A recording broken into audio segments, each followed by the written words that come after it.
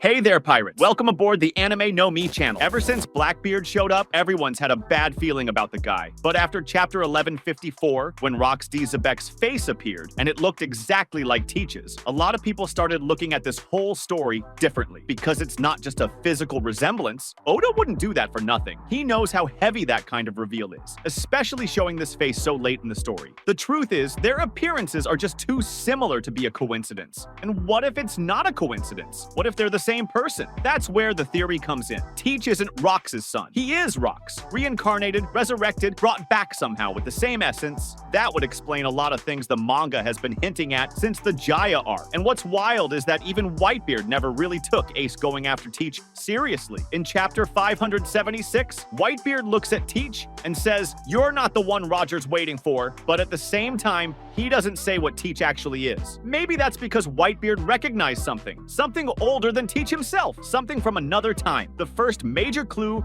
goes all the way back to Jaya, chapter 225, when Luffy and Zoro look at Teach, and Nami says he's just a weird guy. But the two of them say, "No, they? What do you mean they?" That moment is seriously strange, and it matters. Luffy and Zoro have advanced observation haki. Even if they didn't know it back then, they sensed something. They felt multiple presences in that body, and that might mean that Blackbeard isn't just one person. Maybe the body he has now is just a vessel, a shell. Maybe the real owner is actually the spirit or soul of Xebec himself. And there's more. The fact that Teach never sleeps, as Ace mentioned in the flashback, is another clue. Sleeping is a basic biological function. If he never sleeps, something's off. Maybe the body he uses does sleep, but the one in control, the parasite, the entity, the soul of Xebec, never does. Because it's not biological, it's spiritual. In other words, the body is just an ordinary person's, but the mind, the soul, the control, that belongs to someone who survived from the ancient era. And maybe he can only maintain control if he stays awake constantly, never giving the original soul a chance to take back the body. So why does this matter? Because Xebec was the man who wanted to be the king of the world. That's not a small thing. He faced off against Roger and Garp together at their peak, and he lost, or more accurately, he disappeared. The Marines never said he died, just that he was defeated, and the island where it all went down, God Valley, vanished from the map. That's no ordinary thing, and ever since then, no one's mentioned his body. No grave, no report, no confirmation of anything. And now, the manga reveals he looked exactly like Teach, so why not consider that Xebec did something to come back? What if Xebec didn't fully lose back then? What if, knowing he'd be defeated, he had a survival plan? Some way to transfer his essence into a new body? Some ritual, some science? Something forbidden connected to the fruits or the mother flame? That wouldn't be impossible in the One Piece world. We've already seen memories being transferred. Like with Kuma and Bonnie,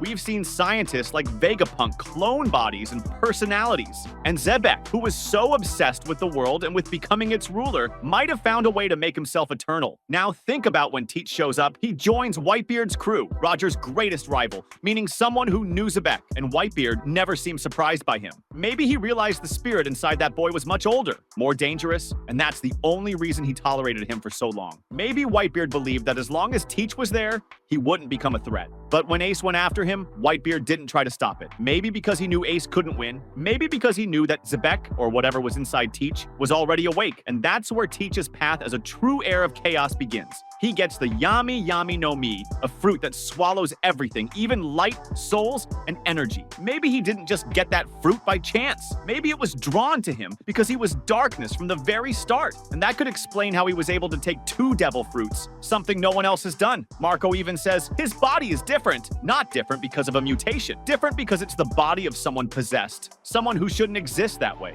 And what if the Blackbeard Pirates' symbol, with 3 skulls, isn't just about the fruits he wants? What if it's a warning about what he is? 3 entities in one body, maybe the vessel, Xebec, and a third we haven't seen yet. What if that's why he acts in such different ways? Sometimes like a clown, sometimes like a manipulator, sometimes like a destruction-crazed lunatic. Because he's not just one person, he's many. Maybe that's even why his body seems stronger than normal. Because it's being fueled by something that was powerful long ago. And check this out! All of this connects with something Oda revealed recently. Shanks had the mark of the abyss on the arm he lost. Gunko also has that mark. She's a new character who might be controlled by something ancient. What if that mark is the key that lets entities from the past enter people's bodies? What if Xebec used that to survive? What if Blackbeard has that same mark somewhere on his body, maybe hidden under his beard or on his back, which we never see? What we do know is that Blackbeard isn't an ordinary man, and everything points to him having a real, direct connection to Xebec's era. But maybe the most obvious answer is the right one. He is Xebec himself, and the world will only realize it when it's already too late. But here's the question. Why didn't Whitebeard,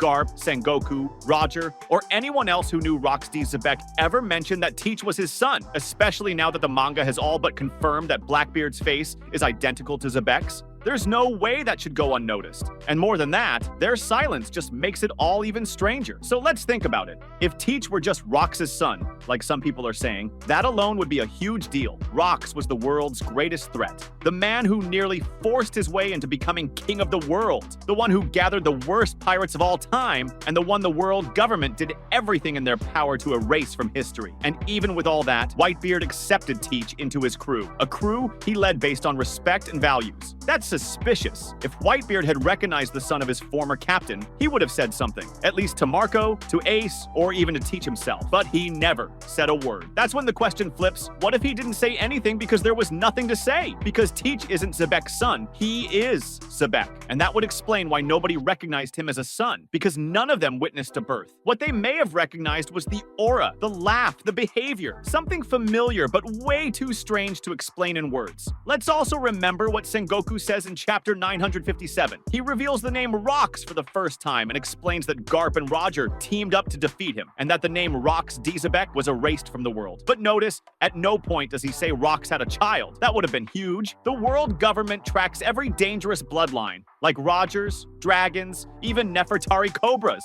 If Teach were the son of the government's greatest enemy in history, they would have already launched a buster call just to wipe him out. But that didn't happen. Why? Because there's no birth record, no file, because the body Xebec is using now isn't his original body. And what about Garp? He fought Xebec face to face. He knows the man's presence, his look, his haki, his tone of voice, and yet he never said Teach was Xebec's son. That's because there is no son. There's only Xebec himself, same essence, just in a different body. Maybe he used some lost technology, or even the Mother Flame somehow, to survive the fall of God Valley and transfer his soul into someone else. Maybe a newborn baby, maybe a modified body. We've already seen Vegapunk transfer consciousness and memories, and Oda's been dropping plenty of hints that there's a darker past involving cloning and ancient science. Then there's the doubt. Why didn't Whitebeard ever confront Teach about it? Maybe he knew. Maybe Whitebeard felt that Teach wasn't an ordinary man. In chapter 576, he looks at Teach and says, "You're not the one Roger was waiting for." That's powerful. Whitebeard wouldn't say that to just anyone. He despises Teach, but not because he's the son of an old rival. It's like he's speaking to someone from the past, someone he saw defeated, but now standing before him again with the same face, only in a different time. And that brings us to the most important point, the face. In chapter 1154, we see Rox's face,